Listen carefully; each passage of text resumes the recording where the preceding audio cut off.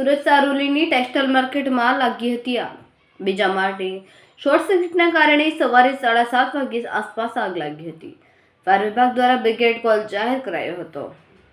25 જેટલી ફાયરની ગાડીઓએ માર્કેટમાં પહોંચીને આગ પર પાણીનો મારો ચલાવ્યો. 1 કલાકની ભારે જહેમત બાદ આગ પર કાબુ મેળવાયો. સદનસીબે ઘટનામાં કોઈ જાનહાનિ થઈ નથી. હાલ ફાયર દ્વારા કુલિંગની પ્રક્રિયા હાથ ધરાઈ છે. જી, તમારું નામ? Divisional fire officer Krishna mode.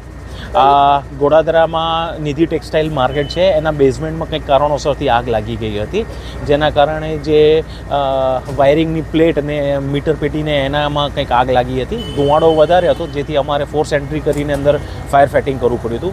ઘટના સ્થળ ઉપર 15 થી 20 ગાડીઓ હાજર છે અને પરિસ્થિતિ કાબૂમાં છે, કંઈ બહુ વાંધો આવે એવું છે નહીં. यहाँ पे 7:20 के आसपास फायर ब्रिगेड कंट्रोल रूम में कॉल आया था और यहाँ 3 गेट से गाड़ियाँ जब पहुँची तो अधिकारी कर्मचारियों ने जब देखा यहाँ पे तो पूरा मार्केट में स्मोक था और ब्रिगेड को डिक्लेयर किया.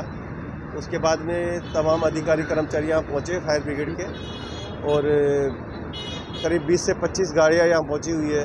कूलिंग करने के बाद थोड़ा स्प्रे वगैरह पानी का जब किया तो स्मोक रिड्यूस होने के बाद पता लगा कि सेकंड बेसमेंट में फायर हुआ है और अभी स्थिति पूरी तरह से कंट्रोल में है और कोई इजा जाने नहीं है.